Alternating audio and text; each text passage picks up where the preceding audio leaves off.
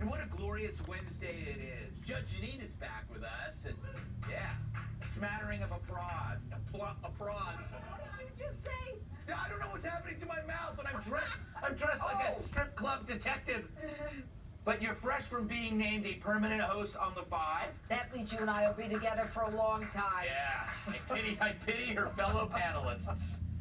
Oh wait, that's me. Yeah. I picked a bad time to quit Xanax. And we welcome a first-timer, Rod Blagojevich. He's got the mind of a brilliant politician and the hair of a Lego figure. Look at that, he's sexy. All right, now to the actual news. Care. Education Secretary Miguel Cardona is facing calls to resign as a National School Board official claims he solicited the letter comparing protesting parents to domestic terrorists. You could tell the letter came from the Secretary of Education because all the spelling mistakes. Thanks, Judge. If you remember, the letter, which the board has since apologized for, called for federal action to address hostilities towards school boards as possible domestic terrorism and suggested using the Patriot Act against parents. Now that's patriotism, arresting a soccer mom for raising her voice at a public meeting.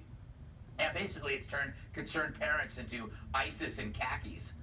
How long before they start waterboarding the kids to get their parents' Netflix passwords?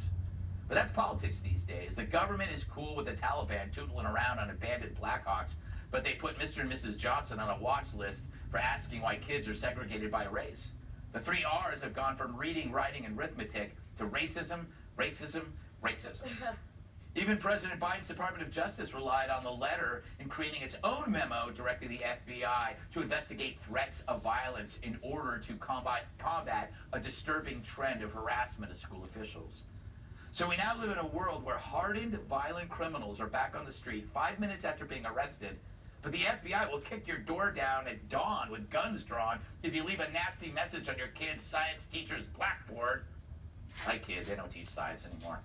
Basically, Joe weaponized the DOJ to silence people who were making a stink. These school boards tolerate speech like they're substitute teachers with a hangover. They want everybody to sit down and shut up, and no one learns a thing. Of course, since that letter, things have only gotten worse, which could be the motto under Joe's official White House portrait. Witness the performance of him yesterday, emphasis on performance, who in Georgia once again split America into 2 camps. You're either on his side or you're an evil racist. And that's the new shtick. Whose side do you want to be on? I ask every elected official in America, how do you want to be remembered? At consequential moments in history, they present a choice. Do you want to be on the side of Dr. King or George Wallace? Do you want to be on the side of John Lewis or Bull Connor?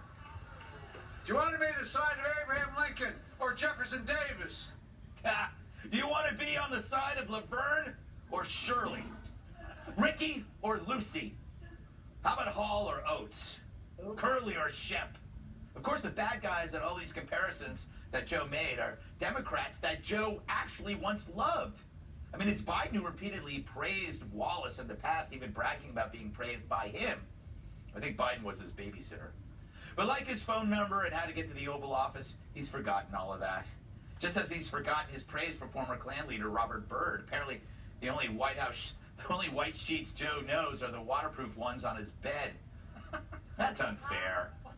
That's unfair, Judge. I can't believe you wrote that. So as usual, the so-called uniter did nothing but divide, casting any critic of his election changes as an attack on democracy. And in this effort to get rid of the filibuster, Joe happily screamed at America like the judge does when any staffer makes eye contact with her. I'm tired of being quiet. Hear me plainly. The battle for the soul of America is not over. We have no option but to change the Senate rules, including getting rid of the filibuster for this. Pass the Freedom to Vote Act. Pass it now. I will defend the right to vote. Our democracy against all enemies, foreign and, yes, domestic.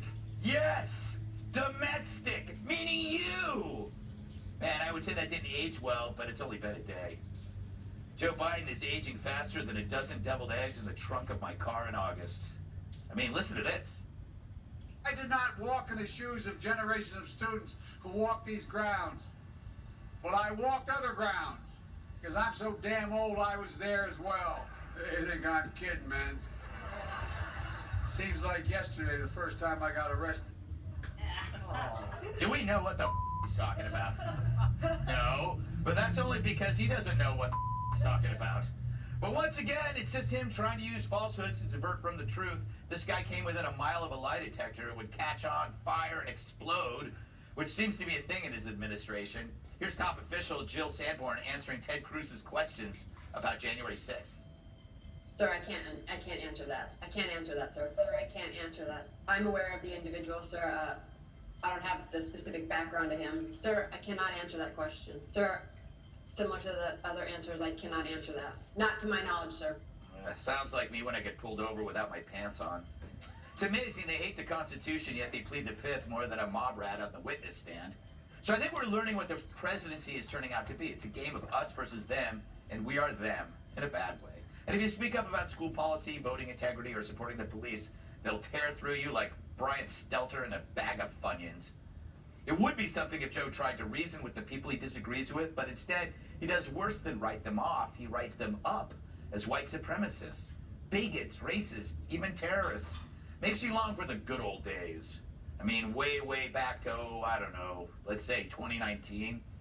You know, when the president used to defend rather than condemn Americans. Welcome tonight.